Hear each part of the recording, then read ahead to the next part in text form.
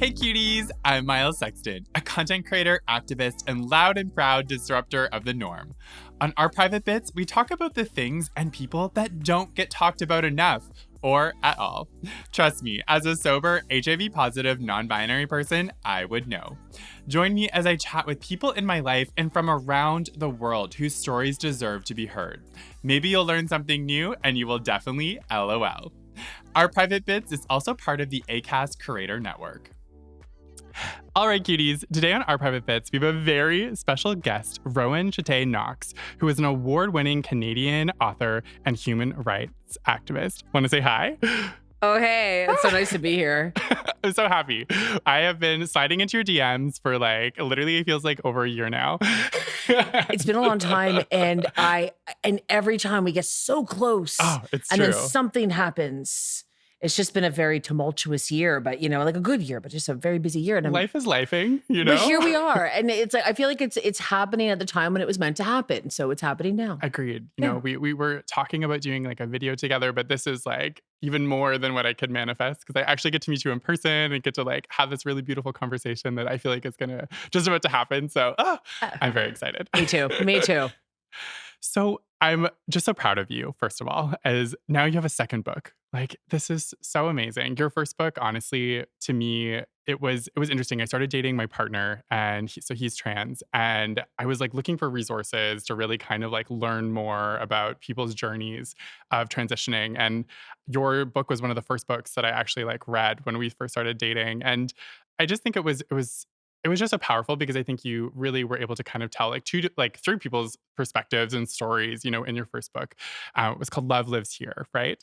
And then now you have your second book, which just came out, which I'm so excited. So One Sunny Afternoon is what it's called. And I guess like how are you feeling? Like these are two huge kind of moments I think that you've put down into a book. And like how are you feeling now that it's like out into the world? So I remember when my author friends would say, happy book birthday, to whenever their books came out. Like my book baby is born. And I was like, oh, please. Like I have given birth 3 times. I know what birth feels like. But now I really have given birth to 2 book babies. Yes. They're like elephant babies. Totally. They take a really long time to make. They're a lot of work in a different way. Like I don't have to take multivitamins, and I don't feel, well, sometimes I feel nauseous, honestly. Totally. When you tell me memoir, you feel nauseous. But no, but really it is this like, this sense of accomplishment. And what I always feel about something when I make it, my intent is to just put it out in the world, right? Creativity isn't about how well it does or how well it doesn't do or how many people read it. Or to me, it really, what matters is, did I get it done? Did I put it out in the world? That's success to me. And if it reaches people, that's even better. That's amazing, right? So I feel good that I've put a second book out into the world and that people are reading it. It feels wonderful.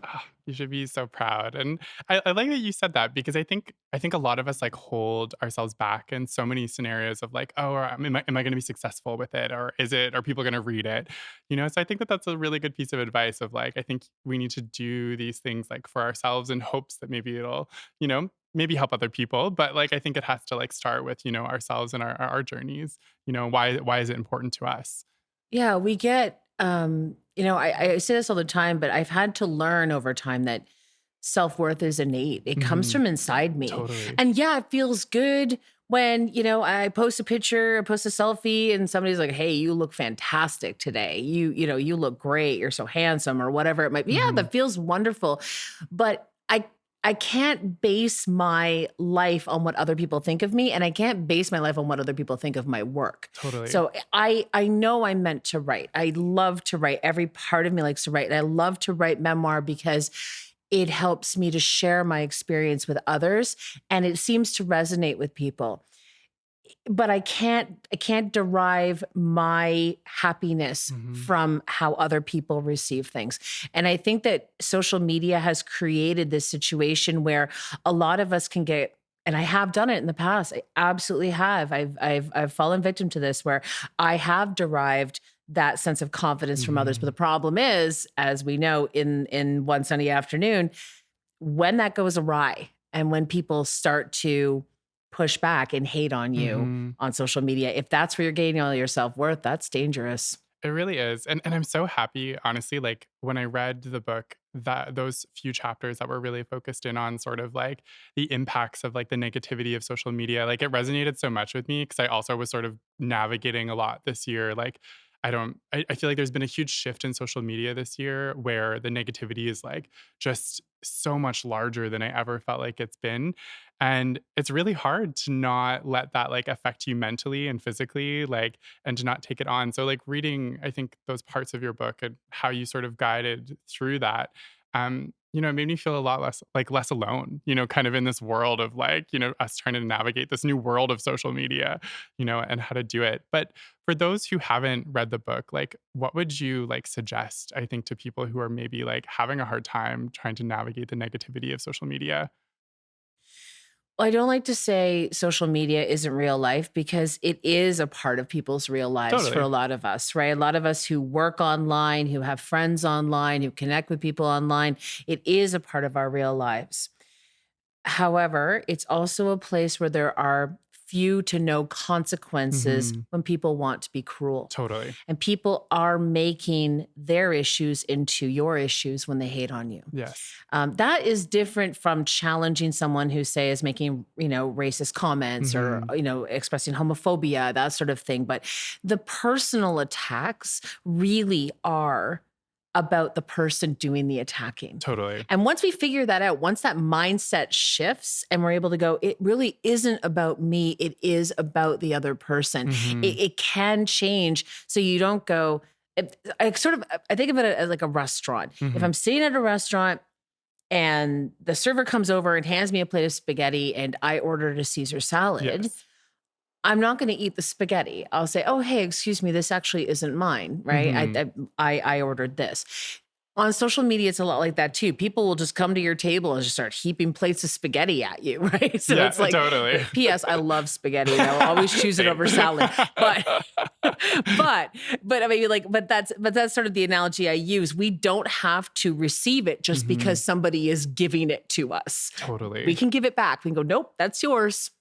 I love that you, like, pointed out in the book of, like, like, is this person actually, like, trying to learn and have a conversation with me versus, like, is this person trying to attack me? And I think that that was, like, one of a big eye opener for me because I was like, I love to challenge people, and I was like, I'm getting into these, like, heated arguments, but it's like, I'm just kind of, like, wasting my energy on, trying to, like, convince this person that I'm meant to exist, And it's like, I think that that is, like, such a big piece of it too. It's like, is this worth my time and energy to engage in? Am I spending more time on the negativity versus, like, the beautiful comments, the positive comments? Yeah, and we are, like, biologically trained to take in the negative more than the Yes, positive totally. because that's how we learn as humans. Like, a baby hits their head when they stand up, and they learn, Yes. "Oh, I need to be more careful when I Mhm. stand up," right? Absolutely. So we always remember that way more than we remember all of the positives. So it's important to take a step back when we're getting tons of people, and I mean, as a trans person, I get a ton of people Mhm. who hate on me, like a lot of LGBTQ people. And I have to remember that, that is, I don't have to take that in, Mhm. and that it's just because the internet is so large and Totally. everybody feels that they can say whatever they want. So you end up with this concentrated mass of awful people, but that doesn't mean that everybody's awful. And it's important to remember that too. It's so true. I was listening to another podcast actually yesterday. I don't know if you know the Sarah from the Birds Papaya, and she was having a conversation with this another queer kind of content creator, Daniel, and they were saying like social media is not a mirror, or it's not a window, it's a mirror. And a lot of people like when they look at like our content, or if they don't see themselves reflected, or there's something that doesn't like, again, they don't see their reflection or something that doesn't resonate with them. That's where like so much of it comes from. And I'm like, oh, that's a really like interesting analogy to like look at social media in that way of like how we're reacting to people's reactions to what we post. So So much, so much. And I remember, just yesterday, for example, mhm. I posted something about Trans Awareness Week, Yes.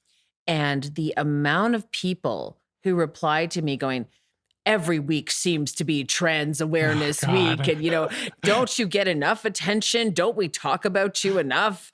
And it's like, People need to remember that not all content is made for them, right? Totally. If that is not your cup of tea, the easiest choice is to just move on. Yeah. You don't have to engage. You don't have to look at it. You see that I say today is Trans Awareness Week, and you go, Mhm. you know what? I think I'm aware of trans people, and you Yeah, just move on. totally. And I think this is the piece that some people are missing. So I try to spend less time online now, and I try to concentrate my time into positive things. Mhm. I go on there when I have something important I feel I need to share.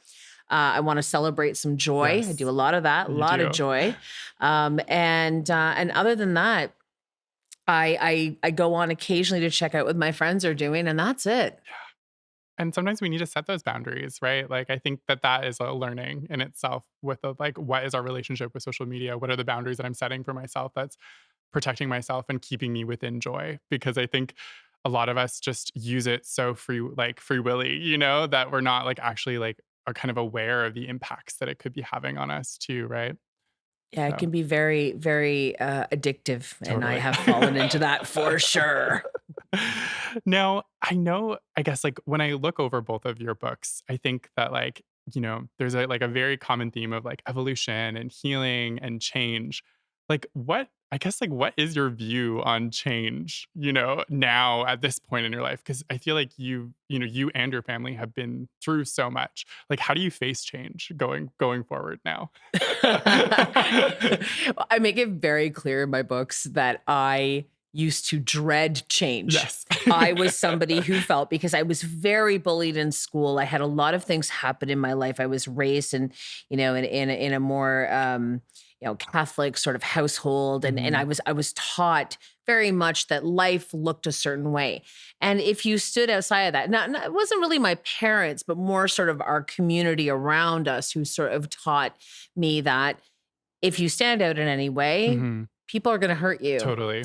And so I played the role. And my role was, I am a girl and I need to marry a boy. Mhm. And then we need to have children. And then we need to move into a little house. And I literally did the entire thing. I followed the whole script. Yes.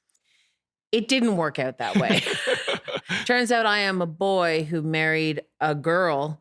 And one of our three boys ended up being non-binary. And then we ended up adopting another girl and so I blew the mold apart. We Mhm. blew the mold Here apart. for it.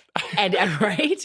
And it taught me to embrace change. I Mhm. love change now. I'm not afraid of it anymore. Ah, I'm like, all right, new challenge. Let's go. How do we factor this into our lives? I'm so much more at peace with, I've got myself. I mhm, know who I am. I know what what my priorities are, what my boundaries are, what my sense of self is. mhm. And so as long as I have that, I am the foundation in my life, and everything else can change around it, and that's okay. Agreed.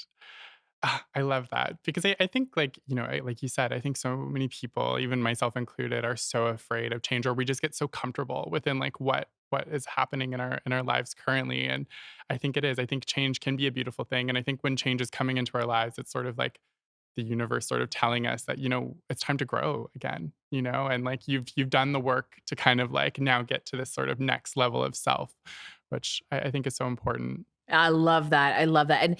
And that's the thing. We don't grow in comfort. No. Or at least we grow very little in Yeah, comfort. very slowly. Yeah, we grow in discomfort.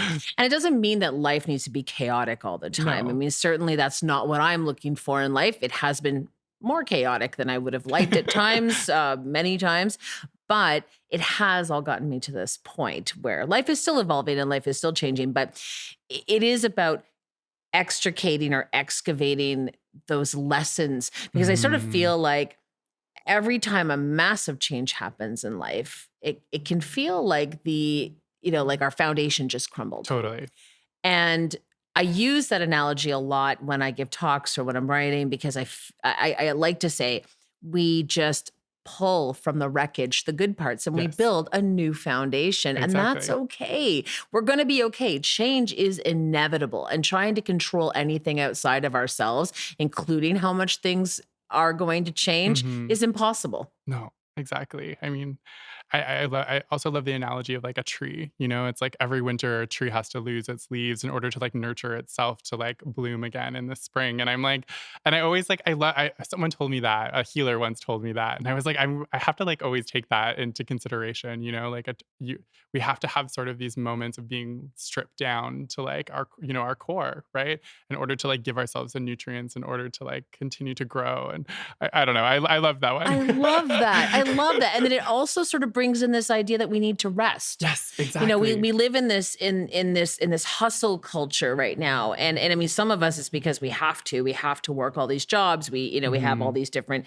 hats we need to wear, but we don't make a lot of time to rest, and No, rest often feels like failure. I'm not totally. doing something. I need to do something to move forward, but taking that rest time is really important too. Absolutely. You're gonna be like so much more productive. And it's something that I'm also like I'm learning too. It's so hard for me not to be like working all the time. And I'm like, no, no, no. Like the older I get, I'm like, oh, I need a nap.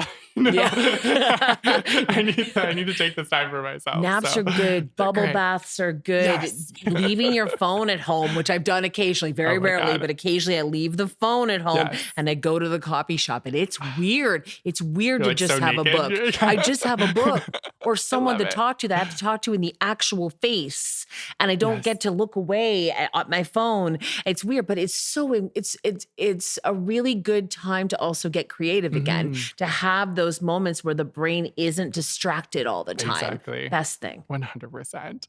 So where did like the title of like One Sunny Afternoon like come from? Like I know you sort of mentioned it in the book, but like how did you land on the title of that for this book? Cuz I was like you know, like I don't draw the connection, I guess, like right away from like when I read the title and like what the book is actually about. So No, you won't. And and yes. and I think that was the whole thing. So the book opens up when I am in the hospital. Yes. I'm in the ER waiting room and I have just asked them to help me keep myself safe Yes. because I'm suicidal. And outside is this beautiful spring day. It could not get more lovely. I'm thinking about what all of my neighbors are doing at this Mhm. time and thinking about what my friends and my family are doing. And probably everybody's outside. They're walking their dogs, they're cleaning up their yards for spring, they're doing all these different things. And I am in a hospital in the middle of the COVID-19 pandemic in the first wave. And I am crying into this triage mask. And I am, hoping I can save my life here.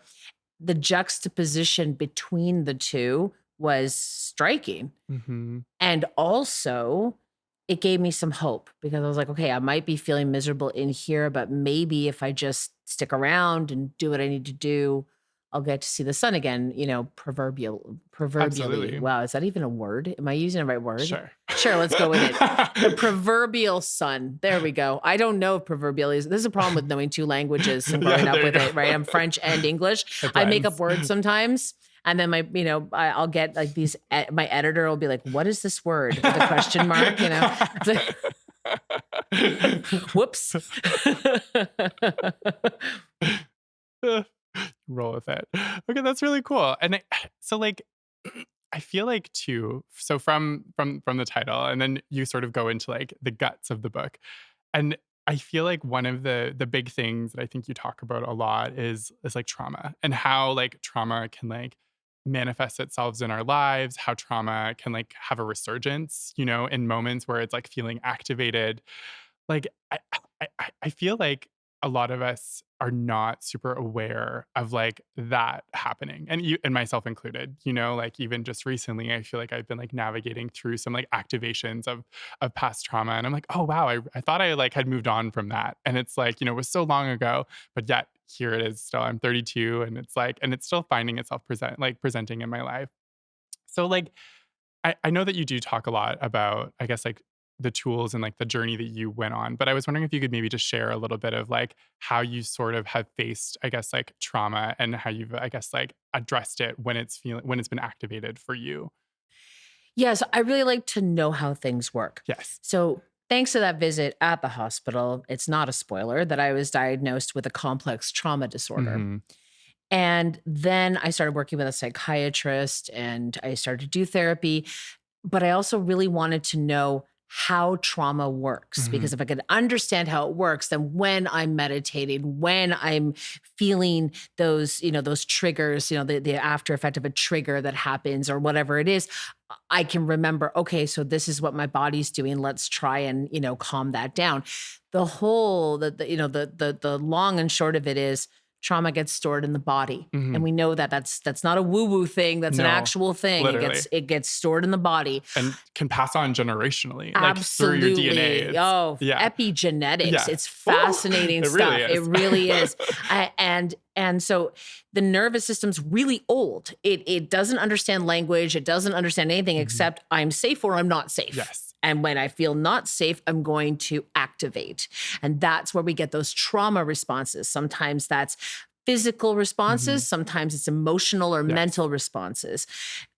So what I have done over time is learn the early warning signs of Mhm. that. Because if I can reach my nervous system early, Yes. I can go, hey, guess what? We're okay. We're not being chased by a saber-toothed tiger. Totally. We're all right. We're all right, right? This is just somebody who said something mean, or this was just, something scary that happened, but we're Mhm. safe now. Yes. And so when those traumatic events first happen that form, say, a trauma disorder or a trauma, what becomes later a trauma Mhm. reaction to us. In my case, all of the bullying and harassment and violence that I faced when I was a child came back in my 40s when I Mhm. was piled on online for a solid week, right? And people go, well, it's just the internet. Like, I don't understand why that made you suicidal. It was because my response was that of a 5-year-old, an Yes. 8-year-old, a 13-year-old, a 15-year-old, right? I was suddenly a kid again, Mhm. and I was suddenly stuck, even though I knew logically that I was not.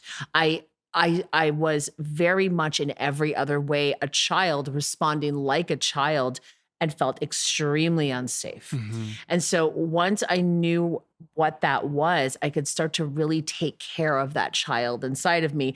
And that was a big thing in the 90s. Everybody talked about, inner child work, inner Yes. child work. I had shelves of books on inner child work. And people kind of roll their eyes at it now, but there is so much truth to it Mhm. that we have to remember that at the end of the day, we are still those little kids inside, but now we have to act more grown up. We have a little more experience, a little more wisdom. Yes. That's fine. That's great. But we still have to honor that wounded child. Absolutely. Did you ever do, like, I guess, like, through your journey, did you ever do parts work at all, like, with your therapist? Oh, Because yeah. I find it, like, it's just, like, other language for what you're saying, but it's like, we have, like, our wise self, which is, like, our nervous system, in many ways, and it's like, what part of myself is being activated right now that's, like, causing me to react, sort of this way is the language that I use a lot with my therapist, and, we sort of, like, dive into it, and I think it is really fascinating because 'cause you're right, it's like, it doesn't matter how old you are. It's like those, like, younger parts of yourself when they become activated and become present and they're trying to protect you in these sort of moments of maybe it's a trauma response. Yeah, like, again, you can behave like it could be a 3-year-old or a 5-year-old, or it depends on, like, when those sort of, like, scripts were really formed, like, within ourselves, through our lives. And I think it's really important that, like, everyone totally, like, dives into this a bit because, like, it's been the most, like, transformative, like, work that I feel like I've been able to do on myself anyway, on my journey of healing. So Yeah. Well, and I mean, I think what culminates in being diagnosed with a disorder mhm. is that the symptoms you have are so severe that they're impacting your daily life, right? Yes. But a lot of people carry trauma and have trauma reactions, I would say most of us, honestly, Mhm. without it maybe being a full disorder. But that Yes. doesn't mean that it's not impacting you to some degree. So I think you're right. It is really important to examine that and to go, oh, yeah, maybe I am acting this way because it's bringing something up from my past. Totally. Because a lot of times I think, and especially women are told they're overreacting. Women are Yes. so often told they're being Ugh. emotional, they're overreacting.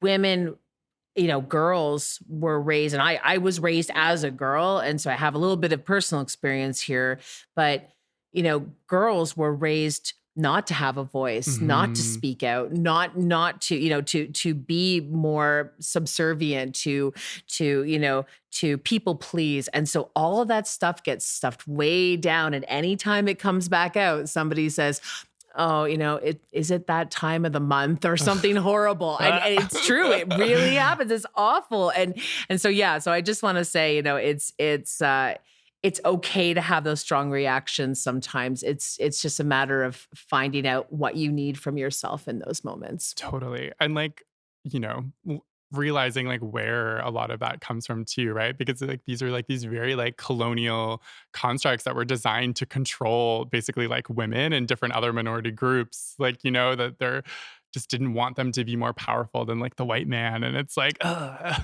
it's so gross. Oh, the white man, what you have done. Right. I know. Oh. I know. I was a little mad when I found out I was a man. Yeah. You're like, crap. I was like, no, I can't be. That's okay. You fall under, the beautiful rainbow of your transness. So, That's right. Yeah. it's good. It's good. I'm going to just work on being like a good man. Yeah, Like, exactly. there are so many good men out there. And I'm just going to work on like, not abusing the privilege that society is going to continue to heap upon me as I transition. Yes. The further along I get in my transition, I think the more people are going to just let me get away with things. And I need to remember, use your powers for good. Yes, you will. I think it's always interesting, like when I talk to Tyler about sort of his like journey of his transition, and how like, when he was more like physically showing more like femininity, how different he was treated now because he's like so passing, like you would never know in a million years that Tyler's trans, Yeah, like yeah. he's just the most manly thing I've ever seen. And, so I think it'll be interesting for you. I feel like we'll have to do like a follow up on like how that sort of has been. Cause I remember you shared even in your story where it was like the Starbucks barista, like, I think she like corrected herself and then like started and used your correct pronouns and like, how that sort of like those daily live things are going to like change as you go. I think it's going to be so exciting. Yeah, I'm excited for it too. It's such a cool journey. Like every day I wake up and I'm like, what's my voice like Yes. today? And it's getting lower and lower. And I'm starting to get this like little scowly thing in the middle of my forehead. I'm like, what's that? The man scowl? Yeah. What's going on? What is this?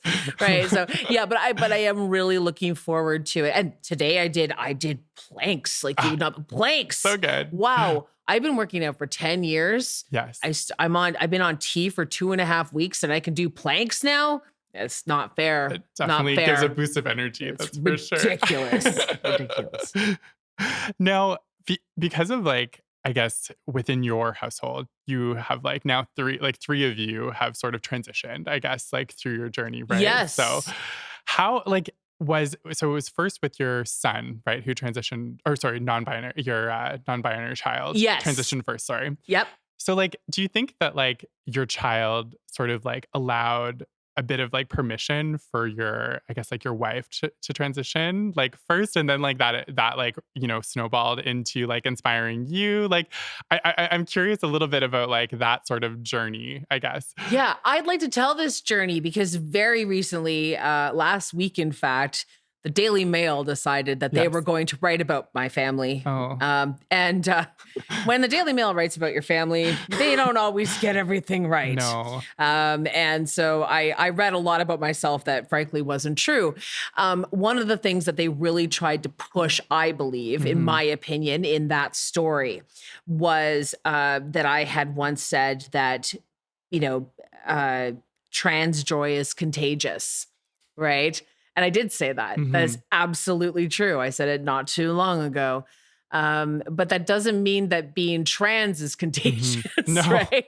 It just means that the joy is kind of infectious. Totally. And that if you are around people who are exploring their own gender, it gives us permission to explore our own. Exactly. So having this at the time, 11-year-old, they just turned 21 2 days ago. But having at the time this 11-year-old come out to us, and watching them sort of at first they leaned into, it was 2014. So we weren't Mhm. really talking about non-binary Totally. The identities, language right? wasn't really Like there yet. very, very different. So at the time I was like, well, I know I'm not a boy and I definitely lean more this way. So I think I must be a girl, right? So we're like, okay. And then more recently was like, well, I think, actually I am, I'm more non-binary. Mhm. So, okay, no problem.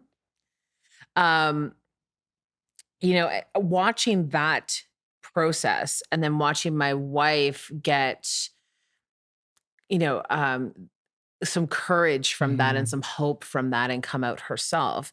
That also over time, I had many more layers of must not rock the boat. Yes. Don't rock the boat, Rowan, right? Got to just plant your little suburban kidney gardens, like just be Mhm. a PTA mom. But once that started to shed, I was like, oh, yeah, as it turns out, queer people really do find each other. Like, Totally. my wife and I found each other. And that's the other thing that they love to say is that, they only talked about how we have one child. We have four Yeah, children. The exactly. other three are cisgender. Totally. So it's not as contagious as you might think. You're like one of those funny, Instagram memes where, they have to come out as straight to you, you They know? have come out as Oh, straight. no. Our two of our kids sat us down and were like, Sorry, listen, I shouldn't I'm laugh. sorry. I don't like, I know this is the family where like if I was going to be gay, I could be gay here, right? I'm not. I'm really not. I like girls, Yeah, just girls, only girls. I'm like, that's okay, buddy. We still love you. We love you exactly. no matter Yeah. what. Oh, I love it. That's so cute. But I totally agree. I think, even for myself, prior to dating Tyler, it was, I really struggled with, I always knew that I never felt like male or female. And I really struggled with trying to not have shame associated with being non-binary. But I knew deep down in my core that I was like, no, this is who I am, And this is I finally have a word for it. And I think it is really powerful when you're surrounded by love and the courage to be vulnerable that I think a lot of trans people go through and express, that you can't help but then feel that joy and feel that empowerment to be like, okay, I'm ready to take that step for myself, because I think Tyler in many ways also helped me, I think feel comfortable and safe enough to be able to to finally transition into being non-binary. And I think that's so beautiful. And I think that it's not just about sexuality. I think we can look at I think a lot of people, I think it's why a lot of trans people get so much sort of hate is because it's such an extreme of just owning who they are, and people can't stand that because, they're sitting at home and they're just, maybe, festering in their own shame that they're not able to be themselves, and I think that's why a lot of trans people get so attacked because people can't, believe that someone else could live their truth and they can't, you know? I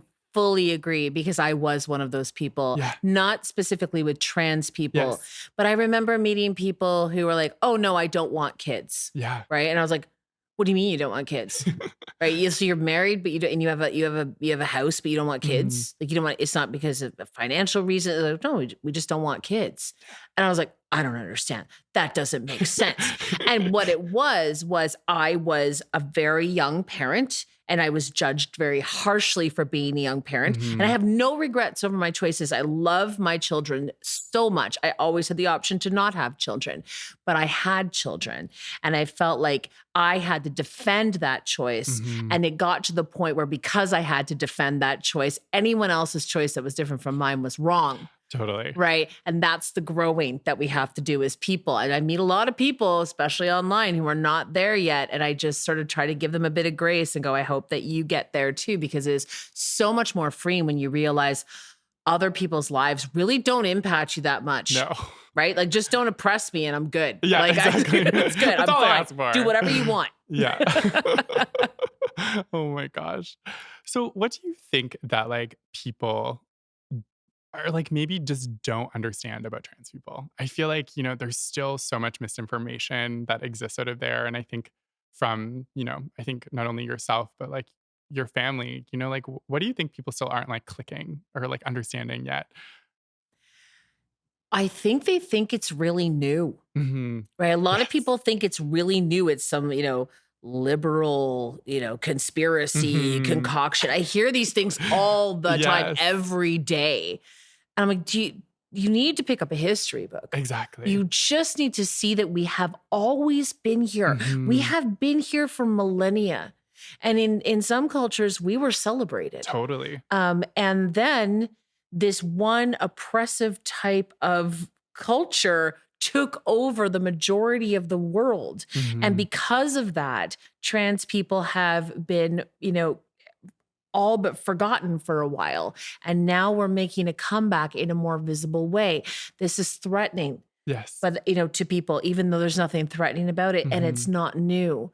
And so I think if people could just understand that it's not, there's a lot of these ideas is like, that we're just narcissists, we're Yeah. attention seeking, we something. I still haven't made the connection between how we're grooming kids. I haven't Mhm. figured that Yeah, I out. don't get that I either. can't even get my children to make their beds. Like, I mean, I don't know how I'm grooming anyone. Like, I'd No. be the worst person ever to do that job.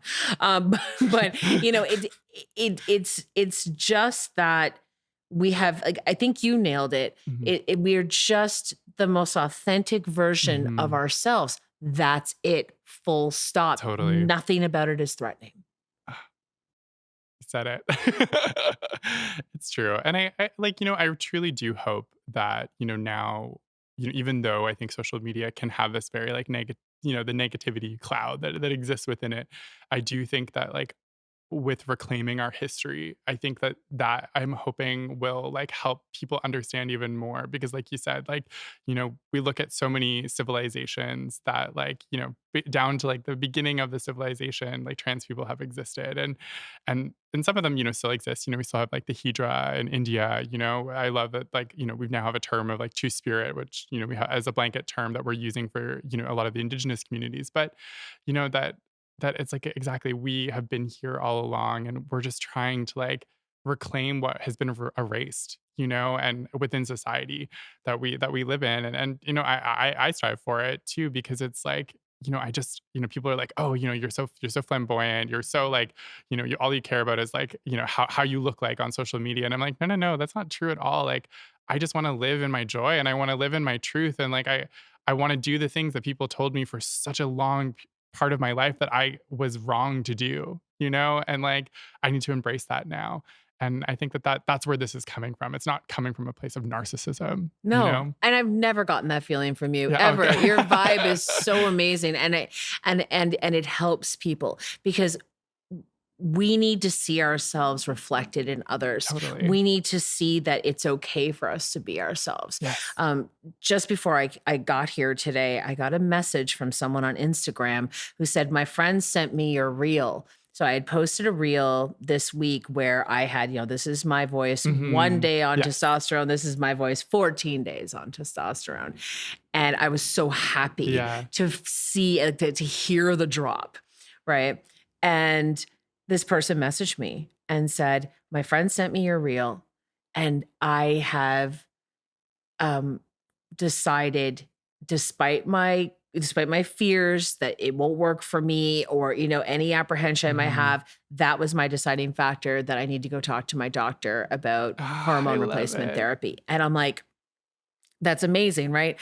I just expressed how joyous I was with the Mhm. change. That helps somebody else. Totally. It is a beautiful thing. And that is the nice thing about social media too.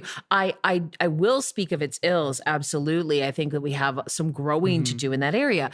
But also you have these kids Mhm. growing up in maybe a very small town, Totally. a part of the world where everybody looks like them, everybody goes to the same church, everybody Yes. does the same things, and the expectations are all the same. Absolutely.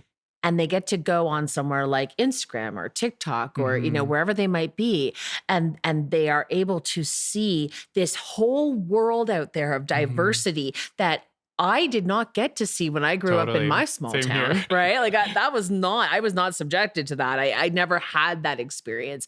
And so they get to learn from a very young age, I can be who I really am. Mhm. Maybe not here, maybe not in this small town, but one day maybe when I grow up, I'm able to, to get out in the world and, whatever that looks like for them. But their parents can also be educated and their Mhm. communities can be educated. It's beautiful. And it's all because we are all out there sharing our lives. And that's why Mhm. visibility is so important. It absolutely is, and I love how contagious I think the joy can be, for other people. Ah, thank you for sharing that. Now, on the theme of joy, to kind of wrap this up, how are you living in joy now? You are now setting out on your this next chapter, I think, of your life. Has there been new, like, levels of joy that have been, like, coming your way? Oh my goodness, yes. So I mean that's the thing. Once the trauma is, I don't want to say I'm healed. I'll never be healed. Like I think my brain structure is as it is and it is healing. It's Totally. getting better, but I'm able to embrace change more, take more risk. Our children are grown now. My wife and I have moved to Toronto from Mhm. Ottawa, and we are now in a polyamorous relationship Oh, with I love it. two more people. Oh. And so we're all trans. All four of us are trans. It's like three women and me. Oof. Oh yeah, it's wild. But we have this beautiful life. People have these. This is the new thing, right? Where Mhm. I think I lost more friends when I said I was poly than when I said I was trans. Isn't this so It's interesting? so interesting. Like Yeah. more love is bad. I don't Yeah. understand. But Yeah. that again, that's that ingrained, this is the way things have to be in our Totally. society, right? Two people in love only. Yeah. And we're like, oh, well, you know what? I have tons of love. When I get home, Yes. I have three people to snuggle with on the couch. Aw. I have this amazing life. My kids are really happy. They love Mhm. our new partners. Aw, yay. It's just we're just a bigger family now. Yeah. And so yeah, I am just living this joyous, happy life where I am newly out. I came out August 1st of 2023. My book was published in mid-September. And surprisingly to me, it became another bestseller. Yes. And I am now, I did the book tour and now I am mostly just really embracing this early transition phase in my life and settling into this new home with my loved ones. It's beautiful. Well, I am so happy for you, and you deserve all of it. I think you and your family have just given so much, and I think your books just really, I think, are gonna save so many lives, and I think the work that you're doing is so important. So thank you from another amazing another trans person. It really means a lot to me. So where can people find you on social media? Where can they buy your book Oh my before we wrap goodness. up? So you can buy my books anywhere. They're carried all over the place. Thank you to everybody who carries them.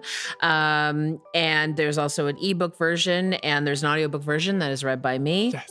And those versions actually have an extra chapter where I come out as Rowan. So there's that. So I really that's enjoyed. kind I of really fun. enjoyed getting Yeah. like actually listen to your Yeah. audiobook, and I Epilogue loved it. 2.0. Yes, Epilogue it 2.0. was great. Yeah, wrote that very last minute. And you can find me on social media under Rowan Jette Knox. RowanJetteKnox.com is my website, and pretty much everywhere you can find me.